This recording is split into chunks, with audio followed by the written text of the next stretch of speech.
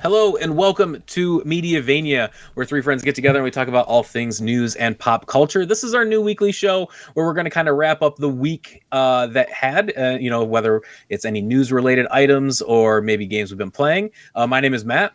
I'm Marty. I'm Nick. And what we're going to do in this is going to be a new format of the show, so bear with us as we try to iron out exactly how we want to do it. However, we're each going to bring a topic to the table and talk about it a little bit. We'll go around, we'll discuss what topics we're going to talk about. So this week, I happened to get a Play Date, which is a new portable system, and I can dive in a little bit because I've been using that for a couple weeks. Marty, what topic are you going to be talking about? We're going to be talking about the brand new inductees into the Video Game Hall of Fame. Video Game Hall of Fame. And Nick? And then we're talking about Square spinning off a lot of its Western properties, including Tomb Raider and Deus Ex. Yeah, peace out, Tomb Raider. Square is saying goodbye. So those are our three topics. And let's dive right in. I will start this thing off with the Play Date. So I pre-ordered, if you're not familiar with what a Play Date is, this is a little system by a company called Panic. I do not believe they've made anything else. I'm not familiar with Panic before this system. But a couple years back, actually, 3-4 years ago, this was actually announced. I remember seeing it at a PAX West. We were set up at a booth selling some stuff, and these guys were set up right next to me. So I got my hands on with it really early, and I knew early that I wanted to get it. Was it Kickstarter? It was not. Okay. So last year, what they did was they ran a pre-order, and they didn't close it off. You could still pre-order one today, but they're doing like tiered rollouts. Like if you're in group 1, you're going to get it here. If you're in group 2, you're going to get it here. I don't even know what group they're up to now, but I know if you pre-order it now, I believe it delivers in 2023, similar to how the Steam Deck is doing their thing. But it's kind of neat. When you open this up, you're greeted with a little note. And now the system's not in there because I took it out. But it says, have fun. It's got a little instruction booklet in here. And here it is. This is the Play Date. These retail for $169.99, I believe. It is as simple as it can get as far as having just a little D-pad, 2 buttons, a little power button on the top, a menu button, and then the most unique thing of this whole thing is the crank, right? So it lives inside the side of it, which is nice because it won't like break off. Mm-hmm. However, a lot of the games are going to be developed around this. So this pops out and you have a crank. This is just like a fishing crank or fishing reel, or a crank for just about anything. And we're going to be seeing games utilize this crank in different ways. It's completely black and white system. I'm going to power it up. Okay. We'll give you a little overview of so I'm in settings right now. But I can just click up. So there's one of the games. This is called Casual Birder. And I'm not sure how well you're going to be able to see this. It's not a backlit system. I'm going to have pros and cons of this and open it up for questions here. We can chat about how it is, but it's casual. There's 4 games on it right now. What they do is they actually release 2 games every Monday if you get the subscription, which comes the first year or the first season, as they call it, you get with it. So this one's called Boogie Loops. You can't see them going. It's a black and white system, and there's the surfing game, right? So every Monday, 2 games are just delivered to your Play Date. You're going to wake up, a little present's going to be there. You open it up, and 2 games are just there, and you have them. So by the end of this, I'm going to have 24 games, and then I'm guessing they're going to price out the next season. So far, the games, there's 4 games. They're varying in quality. I think they're all gimmicky. They're super fun. The Wipeout game, for instance, you actually I can kind of show you here. You crank him to spin him around in air. He jumps off of the waves, and let's see. You can kind of. I don't know if can you hear that? Yeah, we can hear. Yep. Yeah. So this is gonna be awful because I'm gonna do it from the backwards, but I'm gonna show you. Let's see if I can. So I'm gonna turn him, and he's going to go in and. Just like this. Oh, going the wrong way. Wait, no, I got this. Oh, no, he's totally. But you control him with this. And listen, you can get better at this thing, obviously, and it's much easier when you're looking at the screen to play it. I'm trying to look through my camera to look at this, which is why I'm not looking right at you guys. But it's really clever. It's neat. I think the gimmick is really cool and it works. It's heavy duty. The crank is really good. I don't think this is going to break off. And yeah, this is what I've been playing with the past couple weeks. And honestly, it's been my clock. It's a great little digital clock. I leave it right on my desk, and the battery has lasted almost a week already. You know, I don't play it too much, but yeah, I mean, it's only pumping out like these, you know, black and white, no backlight. It's very low intensity as far as the battery goes. It does seem like the battery's lasting pretty good. But yeah, that's it. Before I get into the pros and cons, you guys gonna get initial questions on it? Who is it? Individual developers? Can anybody develop for this? Yes. So they do have like an open dev system, because I was looking into it. I was kind of interested. Like an SDK? Yeah, but the problem is there's no storefront. Like if you're not one of their official seasoned developers, you're basically selling it on your own itch.io or whatever, right? And people have to go there and download. So I don't think they have like a super robust system in place for indie developers, and that's where I think the system's going to live or die. Right. And I think I really predict them to open some sort of storefront. I think it needs it. I'm connected to the internet. Obviously they're downloading two things. I don't to get all of these indie games, because I might want one of these indie games, but I want to buy it through this. I don't want to have to go online, download a secondary program or any other. Load it, right? Yeah, and so that's nothing that I'm honestly interested in. I'm gonna like just play whatever comes on this thing. And if there's a store and I can buy it, those are the ones I'm going to get. And if I can get, you know, $3-5 to these, you know, developers who are putting together, or more, depending on, you know, who puts it out or what kind of, how much I want the game, I will buy games for this thing, right? Like I would spend more money than just a season. I would probably also get the season pass. I'd probably get the season, like, oh great, I'll buy 24 games are going to come to me.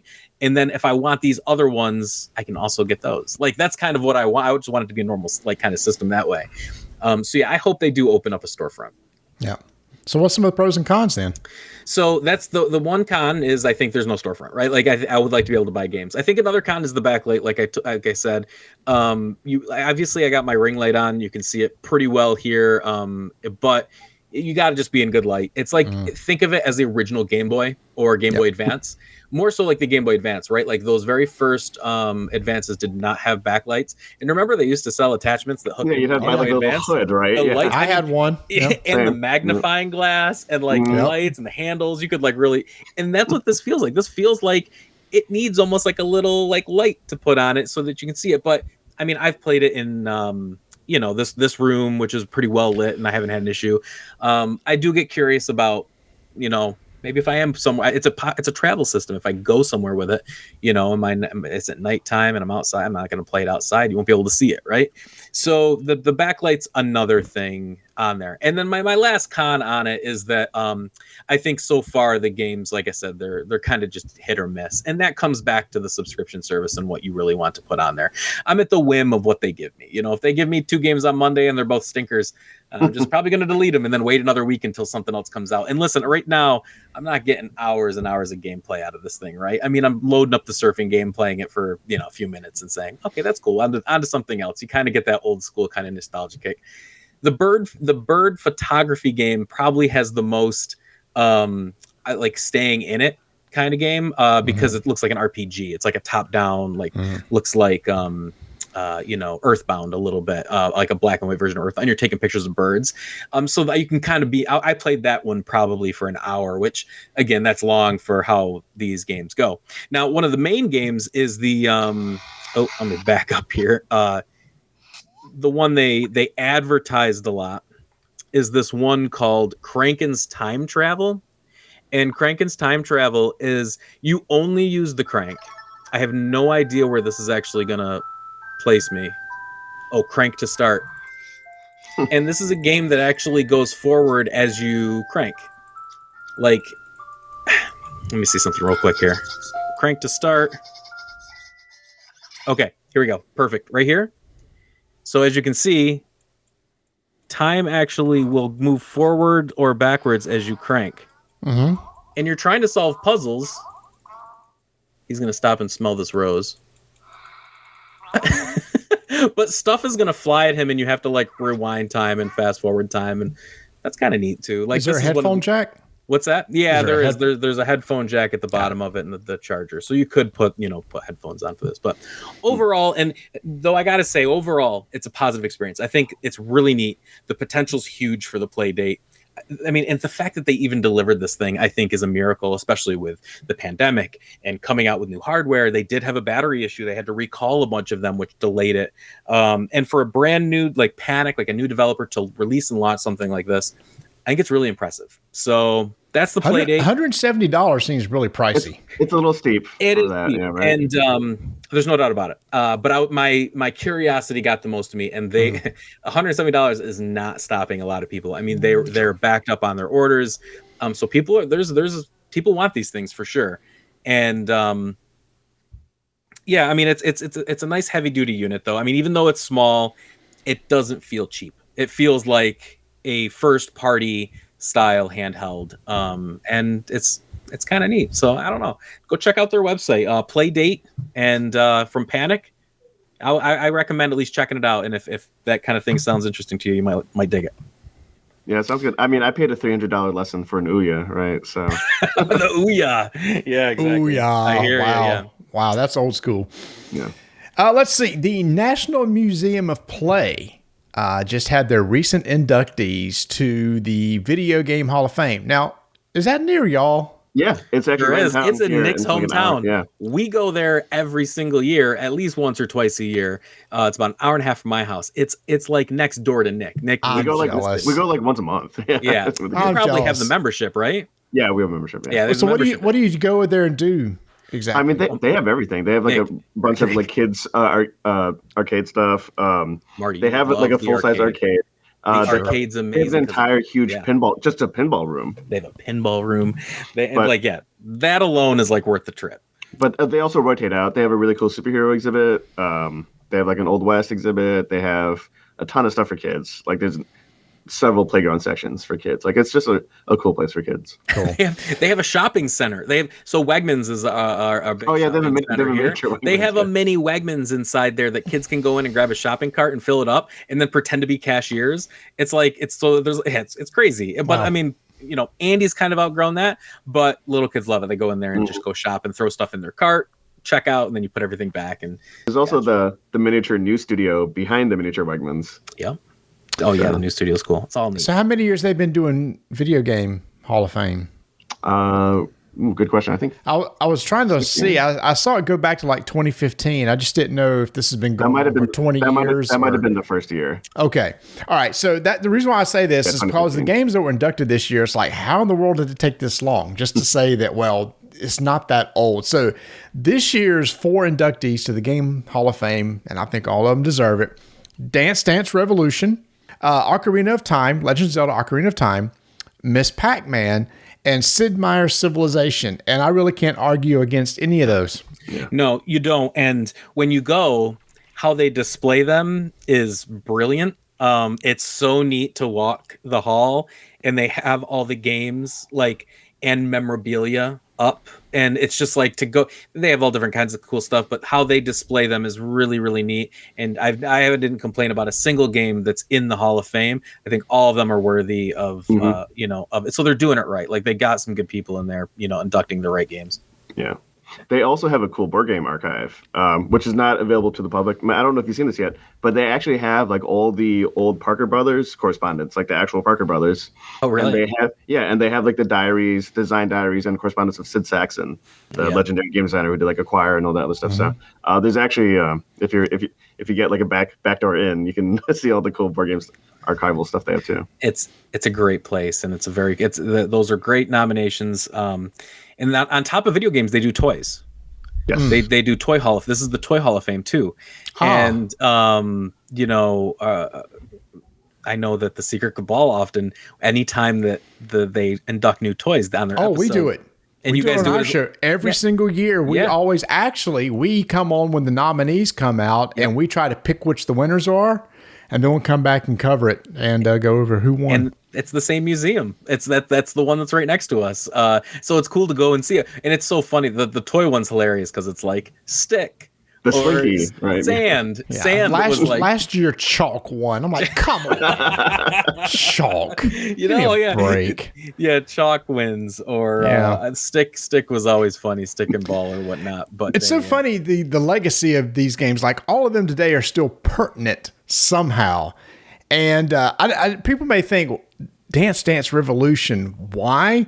Here's why. That game in the arcades is still hot. Mm-hmm. If it's ever in any arcade game, there's usually a line to play it. For example, I go to the Southern Fried Gaming Expo in Atlanta each summer where they bring all these games in. Any rhythm game is always packed. There's a line to play, including DDR to this day. It's just still a very popular system. I can't do it. I tried it like twice. It's like, but when you see somebody that's good at that, come on. It's ridiculous what they're doing. It's always like a little kid who can play 2-player by herself.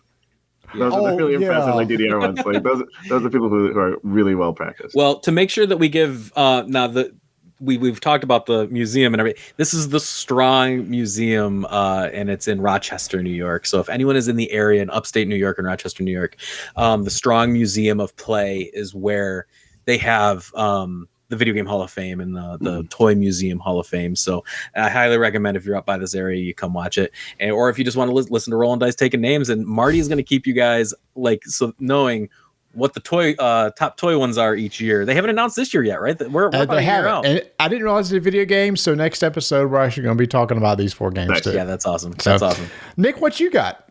Well, Square was a little disappointed with how their Western IPs have been performing, so they actually sold off all those companies, including Eidos, right? Crystal Dynamics. So that's Deus Ex, that's Tomb Raider, right? That's Avengers. Which we knew kind of flopped pretty hard. And it flopped so hard it actually made Guardians of the Galaxy kind of flop too. And Guardians of the Galaxy was actually a pretty solid game. And they sold to the Embracer Group, which actually has some board game ties as well. They're the ones that bought Asmodee, right? Yeah. Yep. They are buying stuff. They're Pac-Man right now. Several things. It's like, okay, so this group, Embracer Group's gotten really big. It could be very interesting because they own so many board games. So all of us are really into board games also. The fact they now have all these video game IPs, that gives a lot of leverage for making some interesting board game out of video game IPs, but also vice versa. There's some interesting, FFG has some really incredible IPs in their library. It'd be cool to see, a Twilight Imperium 4X video game, something like that. So, or the other way around, like a really good Tomb Raider board game, right? Yeah. I've never seen it go the other way. I've never seen a video game really translate well into a board game, but Gears of War, I like Gears of War. You do? Like okay. Board game, yeah. Gears of War was supposed to be pretty good, but it's like impossible to get a hold of now because it's out of print. Yep. So what does that let me ask you, does that concern y'all with Square Enix selling those off? Not for me. It's interesting. People are like, wow, how could you sell Tomb Raider, right? That's such a well-known franchise. But if you actually looked at Square's financial earnings report, they were not particularly profitable. Like they would report, we made, 500 million revenue, whatever. But that was, and if you look at, I don't want to get into like EBIT and whatever, but because people are already falling asleep. But they were only making like 5 to 10% profit. Like they had really high revenues, but those studios were, I don't know, inefficient or spending too much time on those. So they were barely squeaking a profit. And I think they tried to bury the Avengers like financial reporting as deep in a well, like as far away from humanity as possible.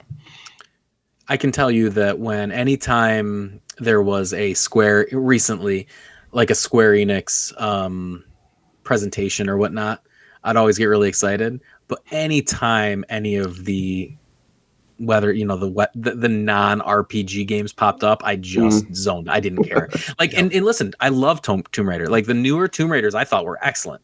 But it's still like I still associate them with top tier RPG experiences, and I mean Final Fantasy. I mean, Nick, we talked about this over and over again how much we adore Final Fantasy, and but not just Final Fantasy, all the other RPGs that go along with that, and there's a lot. So it's always like I know it's different studios, and it's not really impacting development of any of those. However, I feel like now with this, we're gonna get a more focused Square Enix back on track with just like those style of games. They just need to turn everything over to Yoshi P, like Creative Business Unit 3 or whatever, the one that's in charge of 14 and the next mainline Final Fantasy Tech. 16. So, yeah. Now, have y'all heard this rumor that one reason they're doing this is to make themselves look more profitable to be sold? I mean, we even talked about that during the Microsoft one, where we're like, "Hey, is Square Enix next?" Because I've also heard similar rumors that they're trying to attract a buyer. That scares me. I'm not a big fan of some big studio, whether it be Microsoft, Sony, coming in and said, guess what? You're ours now, and you're not going to be making games for any other platform. I'm not. That concerns me. Yeah, I mean, unless it's, I mean, they could be, they could dive into the Sony. I could see them being, bought up by Sony, like and just being one of those public. I've always associated their RPG line with Sony PlayStation. Square did have a relationship with Microsoft for Xbox for a while. They were coming up. Oh yeah, no, I know the games are on both now, and you can definitely get stuff across the board, but just my personal preference, is I always play those games on PlayStation, or now Nintendo Switch. Nintendo, yeah, Nintendo, and that's another thing too. Even dating back to Chrono, Trigger and stuff like that on Super Nintendo. So yeah, I mean that's really good. See, that would scare me, as if they do go exclusive, say Nintendo buys them up, and then you're only getting Square Nintendo games. Well, then we're not going to see next year. Right, they're not going to be pushing any technology, right? Yeah. Listen, they got a lot to work on. Final Fantasy VII Remake. They got 2 or 3 more games in that series, and I got to see them play out. But yeah, that's all interesting. I hadn't really thought about them buying up. As an interesting point, Marty. I think I just wanted to keep making it. Those rumors have kind of been swirling for a little bit, so yeah, we'll see. And so the idea is, like you said, Nick, is that these other studios aren't doing that great, so they get rid of them to make themselves look better. Right. And then what was the thing about they're selling these off and going to invest? Oh, NFTs was the other thing too. Yeah. Yeah, but then NFTs crashed this week. Yeah, 93%. Over 90%. Yeah. So that can't be right. I don't laugh that's not like a. Listen, if you into NFTs, that's fine. I don't mind. I just to position themselves better for NFTs right immediately after the entire market crashing is just oof, I don't buy that. I think that was not the reason why they did it. I think it's closer to what Marty is talking about. To put themselves on the market. To put themselves on the market for acquisition. Don't stop making Final Fantasy games. Yeah, here's the thing. I think you're right, Matt. I think Sony makes the most sense. Honestly, Nintendo doesn't buy that many studios. So I'd be surprised if Nintendo did. I would be okay with Sony as long as Sony was okay with them still releasing product to the Switch. Because I love playing JRPGs on the Switch. After Triangle Strategy, man, I loved it. Yeah, I don't see what, and that's the thing. It's I think that, those RPGs are so good on the Switch. And yes, Final Fantasy Tactics remake that we're eventually going to get at some point. It's inevitable. GeForce Leak. I want that on my Switch. I want it on my portable unit. I don't know why. I think it's maybe because I'm holding the screen right here, or just because it's I can curl up on the couch and play it. I really enjoy those. Those games are very well done portably. They just feel good, And then if I want to play on the big screen, I can. But you're right, Marty. I hope that Sony lets them play. If that's what ends up happening, and they become a first party, Sony studio or Sony partner. They did register Ogre Battle Reborn too, which is the rumored Let Us Cling Together remake. And if you have not played that was actually the spiritual predecessor to Final Fantasy Tactics. Yeah. So that you could say that was the grandfather of those Ogre tactical games. And to be honest, if let's say it was Sony, I don't think any person with any sort of business acumen would say we're not going to port anything to a device that has 120 million units in the field. Exactly. That would be a nail in the coffin, I think. It's there's a market out here. And let's face it, Switch doesn't really compete with Sony. Right. No, they don't. They're their own things, and that's why I think they'd let them play I nice agree. if that's the case. But so it's probably unfounded fear by me, but I think I'm so now pumped for the potential, Ogre Tactics, Final Fantasy Tactics, remakes of older. I mean, here the 3D, 2D thing, the model they've come out with. I want to see so many more games on that system with that look. 100%. Yeah, I know. I'm the same way. Can't wait. It's gonna be great. Yeah. Yeah, so that's what we had for today. Before we let you go, let's kind of wrap up real quick, see what we've been playing. Nick, what's been new this week other than our news stories? Been playing anything new? Are you still playing Elden Ring? Have you stopped? What's the deal? I tried. I even was thinking I need to uninstall it, so I'll play other games. No. So I'm on my 5th playthrough of Elden Ring right now. Wow. How long is it taking you now? I can beat it in about 10 hours. Nice. New Game Plus, though, you can just run through maybe even 5 hours. Got it. But I like starting over from a new character. It's a little more challenging. New Game Plus is not that hard. So is that it? That's you just been playing more Elden Ring? I downloaded the expansion for Solasta. That's the 5e game, the D&D 5e game. Oh, right. And it's really good, but I just keep playing Elden Ring. Did you guys see the new Warhammer game coming out to Steam? The Space Marines one? It just came out. It's the I don't think it's out yet. It's XCOM. The It's Warhammer XCOM, 40K yeah. just came out yesterday. Yeah. As of this recording, it came out yesterday. Chaos Yep. Gate is what it's Yep. called, and Chaos May Gate, 5th, I believe. You are absolutely right. It's $44.99. Yep. It looks. I love XCOM and tactical RPGs like that, and I think I love Warhammer. Even though I don't play Warhammer, I just love the aesthetic of it. I Yep. think I'm gonna have to try this. I think Did you On play the Open Critic, Gears it's of got War like one? an 80-81%. Oh, pretty nice. good. I mean, that's The Gears about of- that's. Sorry, I was saying Gears Tactics, the Gears of War XCOM game was really good too. So it's a winning formula. Yeah, and Gears also lends itself well to a tactics game. You're constantly slamming up against a wall and taking cover. Yeah. How about you, Marty? What you been up to this week? I am playing still, because I've been playing it for several weeks now, is 13 Sentinels Aegis. Yeah, tell me about it, because you gotta talk me into it. If you like a narrative game, if you like sci-fi I do. and you like a heavy narrative game, then I would check it out. The Okay. combat of this game is touted as real-time strategy. It is you think, oh, StarCraft, Warcraft or something. It's not like that. The battle part, I think, is the least interesting part, which is a shame, because that might be what draws people into it. You got a map, you're controlling different characters, your different characters have different abilities, you try to attack things and just clear out enemies is pretty much it. Really, the whole purpose of it now is to progress the story, because you're playing as 13 or so different characters, and you pick a character and you start playing their storyline. Eventually it'll lock on you. There'll be a lock. It says you can't progress the story anymore until you do X. It could be progress somebody else's story. It could be finish a certain battle in a certain zone. And what happens is you're playing each of these 13 characters and trying to piece together a story. I am now 11 hours in, and the story to me is just now starting to fall into place of what's going on, because it's very confusing. There's 13 different Japanese names that I really already have a hard time tracking. Yeah. And then they use the surnames, the san, the kan, that they put at the end of names. And so they throw that in, and just even throws me off anymore on who's who. So I'm trying to keep 13 characters straight. There's time travel. So there's time travel through 4 different time periods with 13 different characters. Oh, and did I mention that some of the characters have different names depending on what time period they're in? So, Well, there's going to be a quiz at the end of this, Marty, to get all these names right. if that sounds interesting to you, then go play it. But it's got a 90 on Metacritic. Yeah. And they said the thing that sells it is the story. They said after 40 hours of gameplay, they said the story will have won you over. So, Well, are you going to see it through? oh, heck yeah. Yeah. Cool.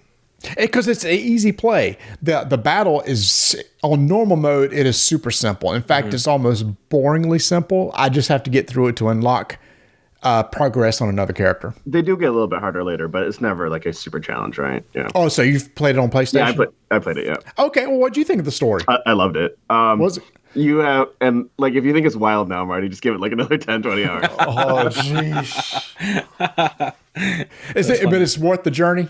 Yes, the story is really cool. It's really unique. Oh, that'd be Like you mentioned the time travel already, so I'm not spoiling anything. But it was 12 Monkeys-esque, right? With going back and forth and all the different viewpoints. It's cool.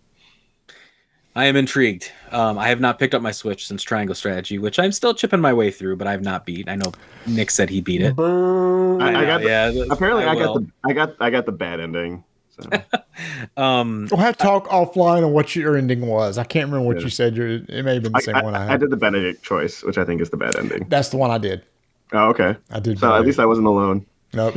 And supposedly you can't get the good ending until you finish the other 3 endings. Really? The golden ending or whatever? Yeah. Or there is there's a chart that you must follow exactly in order to get the golden ending. Yep. I don't have any ending, but eventually I'll have an ending because that game is great. And watch a review. We have a review up on that, which was a lot of fun to record. What are you playing, Matt? What am I playing? So other than the play date, I'm not gonna lie, I am also still playing Elden Ring. Trying to grip myself away from it, and it's just not happening. I'm 1 trophy away from platinuming it. I'm on my 3rd playthrough myself of that, about 155, 160 hours into New Game Plus 3. Listen, here's the it's a world I don't want to leave. It is, and we're not going to get another world like that for a long, long time. That's all there is to it. I'm still finding new things that I haven't done yet. Yeah, it is truly one of the greatest games ever made. Like, because you walk around that world and it is like it's like awe-inspiring as you walk around, and it still is. My 3rd time through, I'm still just like in awe of how they did this. How they did this. This is like so insane to me. So yeah, so Elden Ring still very much has my my engagement right now. I've tried playing some Tunic, which was cool, for Xbox Game Pass. Tunic is a top-down isometric view Zelda style game where you play a little fox from Finji, and I highly recommend that. It's really neat. But it's like a thing where I could play that, or I could play more Elden Ring, kind of going back and forth. And I've been watching a show called Ranking of Kings on Crunchyroll. So Ranking of Kings is about a little prince who cannot hear. He's deaf, and kind of befriends someone else, and it's like kind of their adventures together. However, this prince is supposed to be a king. The diplomacy side of it all is very Game of Thrones like. It's very backstabby. It's very violent. It's got more magic than even Game of Thrones had. Like, the magic element is like over the top. But it can get dark. It can get really like hectic.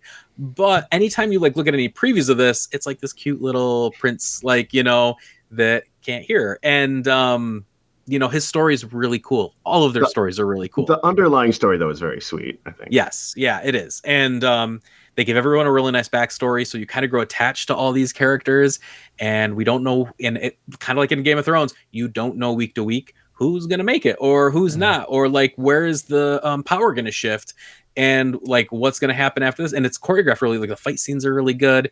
And I'm loving where it's going. We watch it as a group. We watch 6 episodes a week, and we get back. We're on the last 6 episodes this week. So Sunday night, we're all gonna get together and chat about it.